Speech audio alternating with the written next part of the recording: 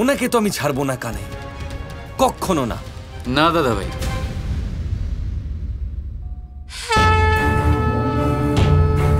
শাস্তি দেওয়া তো ভীষণ সোজা, কিন্তু গুরুত্বপূর্ণ এটাই যে যে ওই ভুল করেছে তাকে তার ভুলের উপলব্ধি করানো, তবেই সে ঠিক পথে আসবে। শাস্তি দিলে না। কিন্তু কাকি এইভাবে গোটা পরিবারকে বিপদে ফেলে একদম ঠিক করেনি। সেটাই তো কানাই। আর তার থেকেও খারাপ করেছেন মাকে কাঁদিয়ে।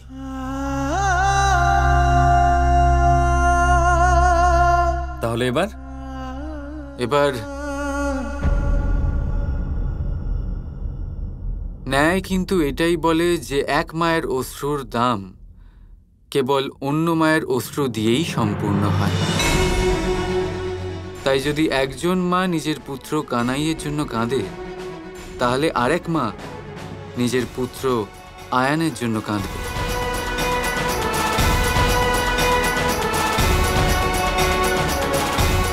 অর্থাৎ এবার আয়ানের পালা।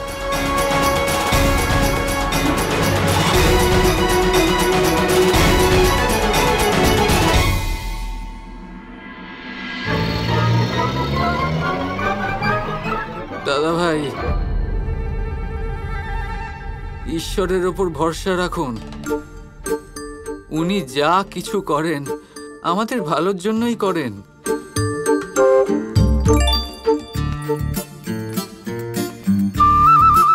হ্যাঁ কানাই। হ্যাঁ, আর আপনি ক্রোধের উপর নিয়ন্ত্রণ রাখুন। হ্যাঁ, আসলে আমার অবর্তমানে আপনিই তো মা বাবার খেয়াল রাখবেন, তাই না? না না কানাই, বিশ্বাস করো, এরকম কিচ্ছু হবে না।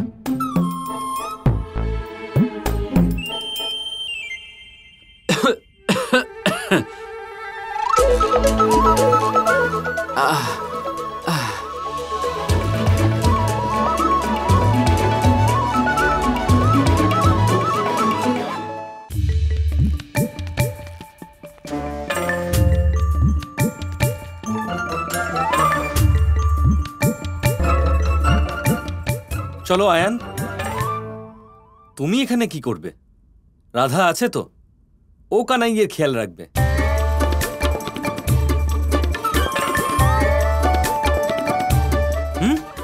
চলো, বাইরে গিয়েই বা কি করব?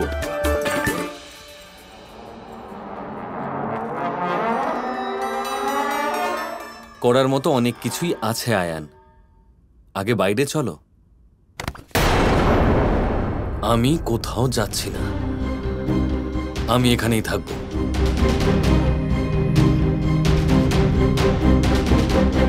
বড় ভাই,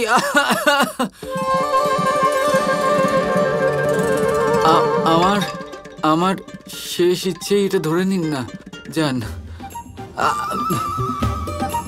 হতে পারে আপনারা দুজন মিলে আমার প্রাণ বাঁচানোর কোনো পথ বার করবেন, যান না।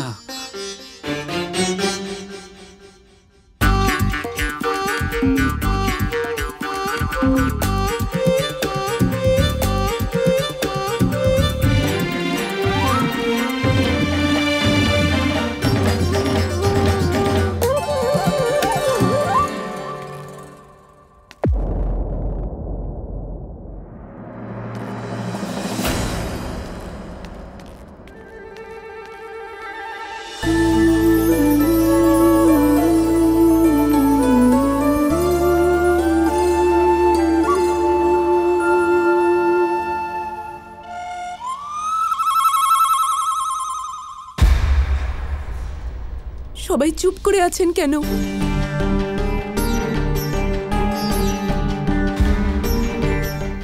আমার কানাইকে বাঁচানোর কথা কেউ ভাবছেই না।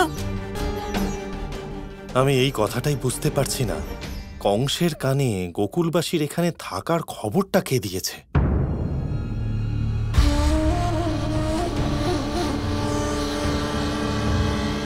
আর কে হবে কাকা? ঘরের ভিতরেরই কেউ, সে যেই হোক, এই সময় আমাদের মধ্যেই আছে।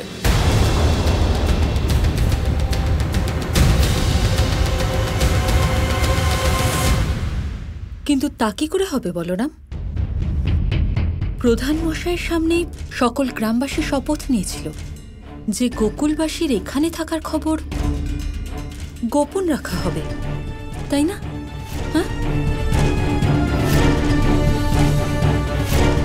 হ্যাঁ, কিন্তু শপথ নেওয়া আর সেটা পূরণ করার মধ্যে অনেক পার্থক্য। জটিলা কাকি,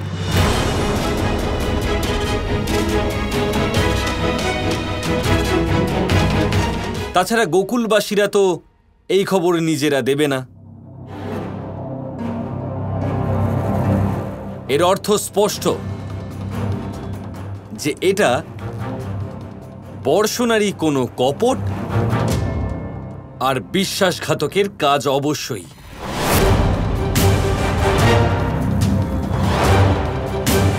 আর এই সময় এই সংকট থেকে মুক্ত হওয়ার মাত্র একটাই উপায় দেখতে পাচ্ছি আমি।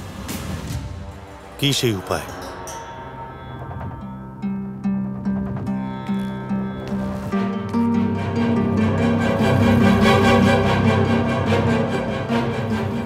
আমি আর আয়ান কংসের সেনার সঙ্গে লড়ব।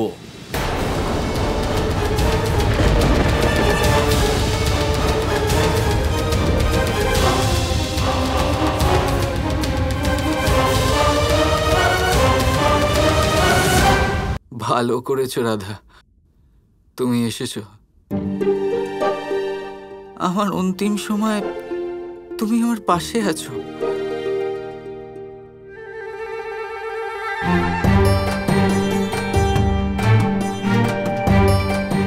তোমার চোখেতে অশ্রু, তুমি আমার জন্য চিন্তিত নও তো? না তো।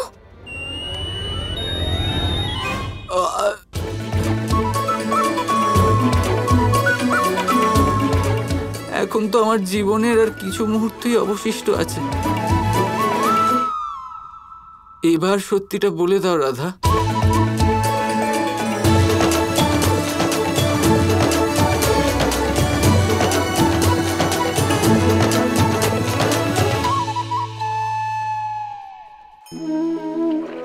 সূর্যের কিরণে পৃথিবী উত্তপ্ত হয়, কিন্তু তাও সে নিজের উর্বরতা কখনো হারায় না। কেন? ঘন অন্ধকার রাতে শুধুমাত্র একটি কম্পমান প্রদীপের শিখা দেখেও মানুষ আশায় বাঁচে। কেন? চারিদিকে অশুভ দেখার পরেও মনুষ্য জাতির অস্তিত্ব এখনো কি করে? এই প্রশ্নের উত্তর হলো বিশ্বাস। এই ধরিত্রীর বিশ্বাস যে প্রচণ্ড গ্রীষ্মের পর আসবে বর্ষা, এই জন্য সে নিজের উর্বরতা হারায় না। আবার সূর্যোদয়ের বিশ্বাসই আমাদের ঘন অন্ধকার রাতেও কিন্তু বাঁচিয়ে রাখে। বিশ্বাস যে যখন পাপ তার সীমা অতিক্রম করবে, আমি আসব কোনো না কোনো রূপে।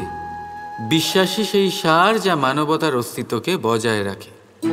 বলতে গেলে লাগে এক মুহূর্ত, ভাবতে লাগে কিছু ঘন্টা, বুঝতে চেষ্টা করলে কেটে যায় মাস, আর সিদ্ধ করতে গেলে কম পড়ে যায় গোটা জীবনকাল। নিজের উপরে বিশ্বাস রাখুন, নিজের কর্মের উপরে বিশ্বাস রাখুন, প্রেমের উপরে বিশ্বাস রাখুন। জীবনে সুখ অবশ্যই আসবে। আর মন প্রসন্ন হয়ে বলবে রাধা রাধা।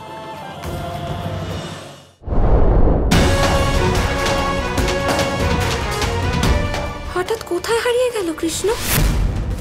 কৃষ্ণ আত্মসমর্পণ করতে সেনাপতি অক্রূরের কাছে চলে যায়নি তো? ধরো ওকে!